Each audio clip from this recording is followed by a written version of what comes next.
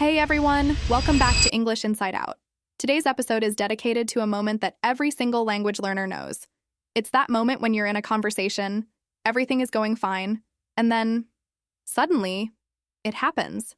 The person you're talking to says something, and you have absolutely no idea what they just said.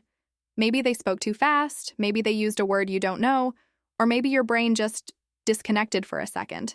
Oh, I know that feeling so well. It's that blank stare moment, right? Your heart starts beating a little faster. You feel that heat in your face, and your brain is screaming, "Quick! Do something! Say something!" And usually, in that panic, learners do one of two things. They either just smile and nod, pretending they understood, or they just say, "Sorry" or "What?" over and over again. Exactly. And the problem is that neither of those options really helps you. Smiling and nodding is dangerous because you might be agreeing to something you don't want. And just saying "what" can feel a bit repetitive, and honestly, a bit frustrating for both people. So, in today's episode, we're going to change your perspective on this. We're going to give you the exact words to use, but more importantly, we're going to talk about the mindset behind not understanding. Yeah, because let's be honest, the reason people panic when they don't understand is because they feel embarrassed. They feel like not understanding is a sign of failure. They think, if I ask them to repeat it again, they'll think my English is terrible. Or, I'm annoying this person by being so slow. But here's the truth that might surprise you. Communication is a two-way street. If you don't understand, it's not just a you problem. It's a conversation problem. That's a powerful shift, Mark. Because when you realize that your job is not to be a perfect English understanding machine, but to be a communicator, everything changes. Not understanding is not a failure. It's actually an opportunity to show that you are engaged and that you care about what the other person is saying. In fact, when you handle not understanding the right way, you actually sound more confident than if you just pretend you got it. So, the core idea we want to explore today is this. Don't hide your confusion. Manage it. When you hide it, you lose the connection. When you manage it, you stay in control of the conversation. We're going to break this down into 3 levels. 1. The emergency phrases when you're completely lost. 2. The clarification phrases when you understood a little but not all. 3. The strategy, how to keep the person from speaking like a robot to you. And as always, we'll be using natural, real-life English. We aren't going to give you textbook phrases like, "Pardon me, could you repeat the last sentence?" Because, let's be real, nobody says that at a pub or in a casual meeting. We're going to give you what we, as native speakers, actually use when we don't understand each other. Because yes, it happens to us too. Exactly. Accents, background noise, being tired. We miss things all the time. The difference is just how we handle it. All right, so let's start with the foundation. Why is smiling and nodding the most common mistake, and why is it actually ruining your progress? So, Anna, let's talk about the elephant in the room, the smile and nod. We've all been there. You're in a group, someone tells a joke or asks a question, you miss the middle part, and instead of stopping them, you just give that polite little smile and a slow nod. Oh, the polite nod. It's a defense mechanism, right? You do it because it feels safe. You think you're avoiding a moment of awkwardness. But the truth is, the smile and nod is actually a connection killer. Because communication is not just about words. It's about shared meaning. When you pretend to understand, you are essentially exiting the conversation. You're there physically, but the mental connection is broken. And it's a high-risk game.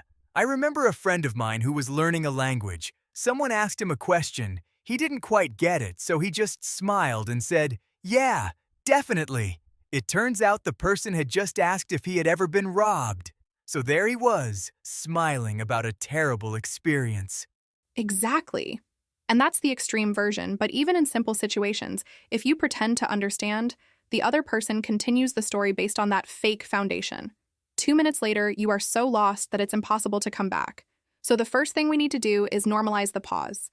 We need to give ourselves permission to break the smile and nod cycle. I think it comes down to a feeling of interrupting the flow. Learners often feel like the conversation is a train moving at 100 miles per hour, and if they ask a question, they are pulling the emergency brake and stopping everyone else's journey. That's a great analogy, Mark. But here's the thing. As a native speaker, if I'm talking to you, my goal is for you to understand me. I'm not just talking to hear my own voice. If I find out 5 minutes later that you haven't understood anything I said, that is when I feel frustrated. Not when you ask me to clarify. Right. It's actually more respectful to the speaker to stop them early than to let them talk to a wall for 10 minutes. So let's get practical. You've decided to stop the train? You've decided to be brave? What do you actually say without sounding like a robot? The first thing to remember is that you don't need a long, complex sentence. In fact, when you don't understand, the last thing you want is a complex sentence. Let's start with the most natural emergency phrases. One of my favorites is, wait, sorry, you lost me there. It's so natural. It's not about my English is bad, it's about, in this specific moment, I am lost. I love that one. You lost me is very idiomatic, but very clear. Another one that I use all the time, even with other native speakers, is, sorry, I didn't quite catch that last bit. Notice the word catch. We don't always say understand. We say catch, like the words were flying by and you just didn't grab them. And adding that last bit is a great psychological trick. Even if you didn't understand the whole thing, saying that last bit makes it feel less overwhelming for the speaker. It sounds like you were following along and then just missed a small piece. Let's roleplay this for a second, Anna. Imagine I'm talking about a movie I saw last night, and I'm going really fast. So then the main character goes into the basement, and he finds this old box, and inside the box there's this weird map that leads to… Wait, sorry, Mark, I didn't quite catch that. What was inside the box? Perfect. See? I didn't feel interrupted. I felt like you were listening. I felt like you wanted to know more. My reaction is to be happy to repeat it, not frustrated. And did you notice my tone? I didn't sound panicked. I sounded curious. When you ask for clarification with a curious tone instead of an apologetic tone, the energy of the conversation stays high. You're not saying, I'm sorry for being a burden. You're saying, this is interesting, tell me that part again. That is a huge distinction. Curiosity over apology. If you apologize too much, oh, I'm so sorry, my English is so bad, please forgive me. You make the other person feel like they have to comfort you. And that's when the conversation gets awkward. Alright, so those are the emergency phrases for when you're totally lost. But what about those times when you understood most of it, but there's just one word or one specific idea that's blocking you? That's a different level of communication. That's what we call active clarification. And that's exactly what we're going to look at in the next part. Alright, so we've talked about being completely lost. But let's be honest, Anna. As you move from beginner to intermediate and advanced, you usually don't miss everything. Usually you catch 70% or 80% of the sentence, but there's that one keyword that just feels like a brick wall in front of you. Exactly. And this is a very frustrating place to be, because you feel like you should understand. But here's the mistake. Many learners wait until the person finishes the whole 5-minute story to say they didn't understand that one word at the beginning. By then, it's too late. The context is gone. Right! It's like trying to fix the foundation of a house after you've already built the roof. So the skill here is surgical clarification. Instead of stopping the whole train, you just point to the specific thing that's missing. I love using mirroring. It's a technique where you repeat back exactly what you heard, and then you leave a blank for the part you missed. It shows the speaker, hey, I'm with you, I'm following. I just need this one piece of the puzzle. Let's look at how that sounds in real life. If I say, yeah, so we need to make sure the deployment happens by Friday, and you don't know what deployment means. Instead of saying what, I would say, sorry, the deployment? What do you mean by that exactly? Or even simpler, you mentioned the deployment. Could you clarify what that involves? Notice what Anna did there. She repeated the word she did hear. This is a huge psychological win because it proves to the native speaker that you are listening. You aren't asking them to repeat the whole paragraph, you're just asking for a definition. Now, another situation is when you think you understood, but you're not 100% sure. Maybe you understood the words, but you're not sure about the intention. This is where you use checking questions. These are my favorite because they make you sound incredibly professional and fluent. Even if your English isn't perfect, using a checking question shows high-level communication skills. You can start with, "So, if I understand correctly, you're saying that?" Just to make sure we're on the same page. You mean? On the same page. That's such a classic idiom. It means understanding the same thing. When you say, just to make sure we're on the same page, you're inviting the other person to collaborate with you. And here's a secret. Native speakers use this all the time with each other. Sometimes I'm talking to a colleague and I think, I have no idea what he wants from me. So I say, "Wait, Mark, just to be clear, are you saying we need to cancel the meeting or just move it?" It's not an English learner problem. It's a humans are bad at explaining things problem. That is such an important point, Mark. Sometimes you don't understand someone. Not because your English is bad, but because they are being confusing. Maybe they are disorganized. Maybe they are using too much slang. Or maybe they just aren't good at explaining things. Exactly. If you take all the blame, you feel small. But if you see it as a shared responsibility, you feel empowered. So, if someone is being confusing, you can even say, "I'm sorry, I'm not sure I'm following your point. Could you break that down for me?"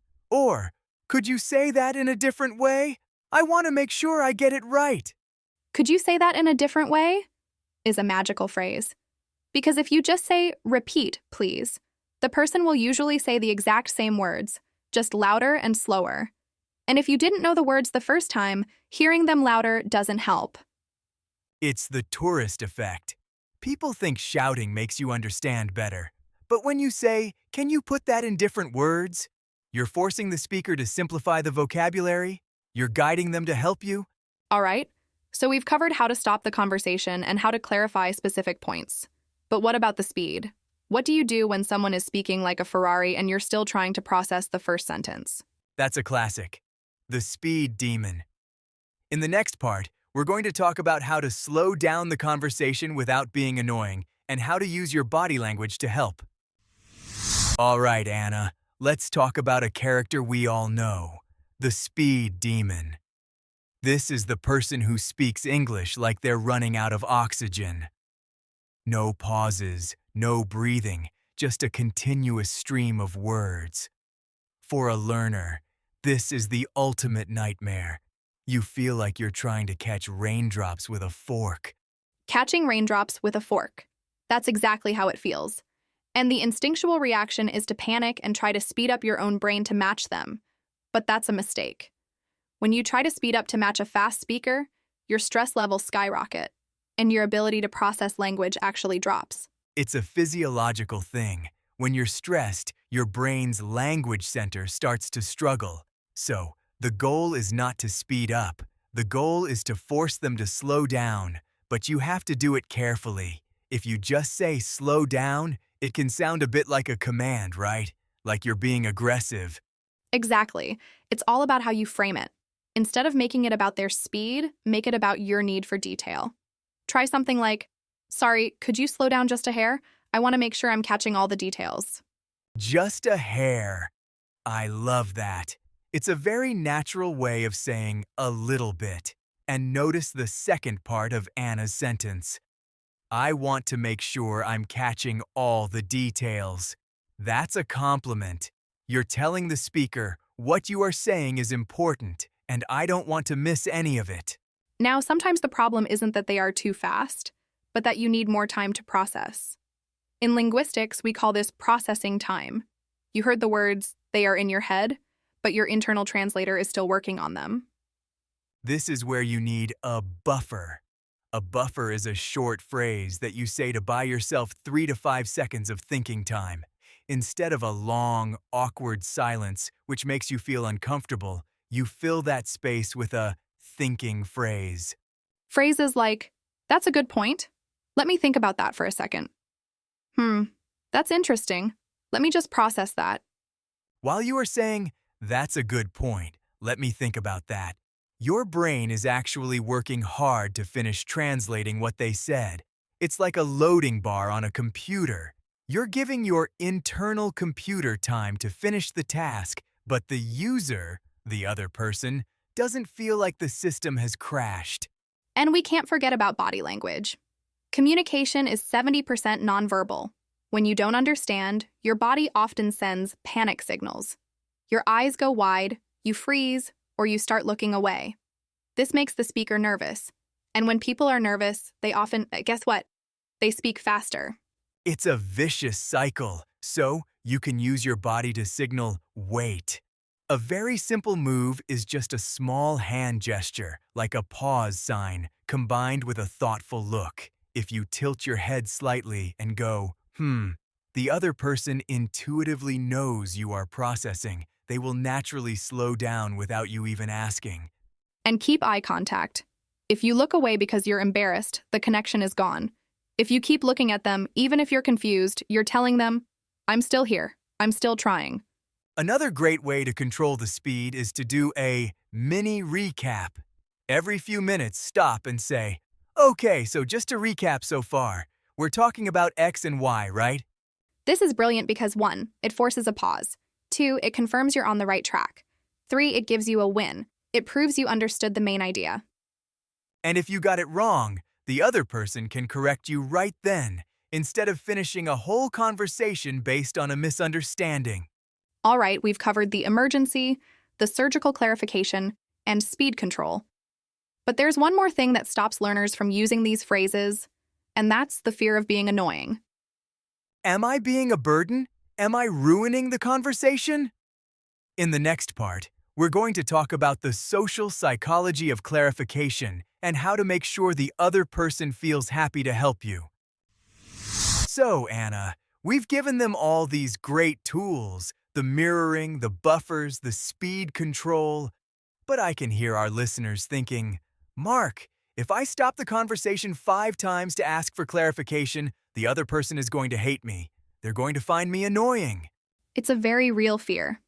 We call it the burden syndrome. You feel like you're a weight that the other person has to carry. But here is a secret about human psychology. People actually like being understood. Think about it. If you are telling a story, what is more annoying? Someone who asks questions because they are genuinely interested, or someone who is staring at you with a blank face, clearly not understanding a word? Oh, definitely the blank face. It feels like you're talking to a wall. It's exhausting. When someone asks, "Wait, what was that word again?" it tells me, "Hey, I care about your story. I want to get the details right." It's a form of flattery. You're showing that their words are valuable enough to be clarified. Exactly. So instead of thinking of yourself as a burden, think of yourself as an investigative listener. You are an active participant. The only way you become annoying is if you are passive. If you just wait for the other person to do all the work. And one of the best ways to remove that heaviness or the seriousness of not understanding is to use a little bit of humor.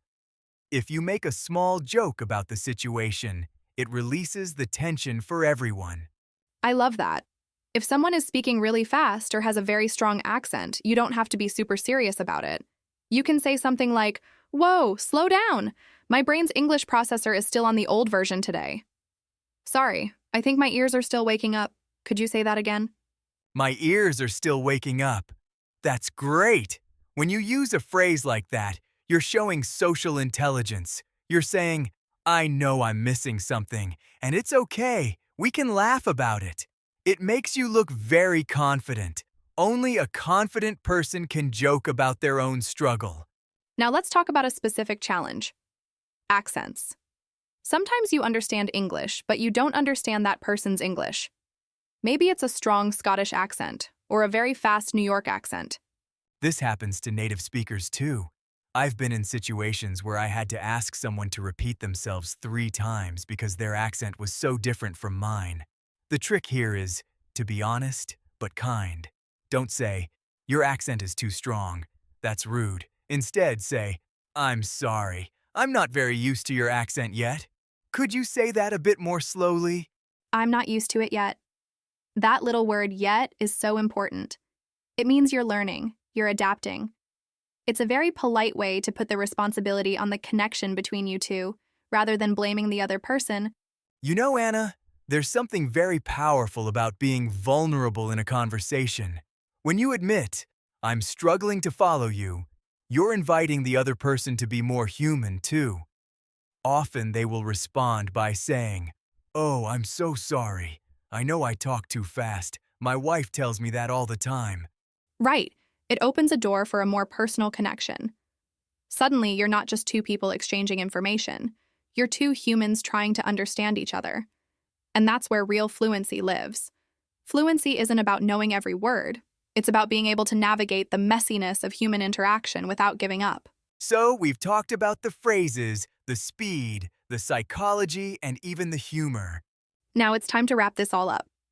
In the final part, we're going to give you a daily challenge and a recap of the most powerful mindset shift you can make today.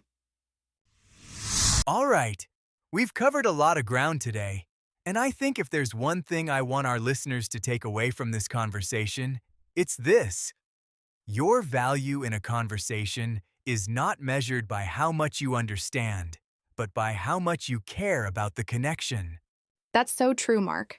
Communication is a bridge. If the bridge is broken, you don't just stand there and wait for it to fix itself. You grab your tools and you start repairing it. Asking for clarification is not breaking the conversation. It's actually building the bridge. So, let's do a quick recap of the toolkit we built today. 1. Level 1, the emergency. If you're totally lost, don't panic. Just say, wait, sorry, you lost me there, or I didn't quite catch that last bit. 2. Level 2, the surgical strike. Use mirroring. Repeat what you did here and ask for the missing piece. The deployment? What does that mean exactly? 3. Level 3, the check. Make sure you're on the same page by paraphrasing. So, if I understand correctly, you're saying? 4. Level 4, the speed control. Be honest about the pace. Could you slow down just a hair? I want to make sure I catch all the details. And never forget the humor and mindset. Don't be an apology machine, be a curious investigator. If you treat your confusion with a bit of lightness, my brain's English processor is still on the old version today. You keep the energy high and you keep your confidence intact. So, here's our challenge for you this week. In your next conversation in English, whether it's with a teacher, a colleague, or a friend, do not let a single thing pass that you don't 100% understand. Exactly. Even if it's just a small word or a slang term. Stop the smile and nod cycle just once. Use one of the phrases we taught you today. See how the other person reacts. I bet you'll notice that they aren't annoyed. They're actually happier because they can see you're truly engaged. And remember what we talked about in our previous episodes. There is dignity in staying steady. You don't need perfect English to have a perfect connection. You just need the courage to be honest about where you are in the moment. Yeah, because at the end of the day, I don't understand are 3 of the most important words in any language. They are the words that lead to learning, to clarity, and ultimately, to real fluency. All right, that's it for today's episode of English Inside Out. We hope these tools help you feel more in control the next time the speed demons appear. If you enjoyed this episode, don't forget to check out the show notes for the full list of phrases we used. And as always, share your experiences with us. Have you used any of these phrases lately? How did it change your conversation? We'll see you in the next episode. Bye, guys.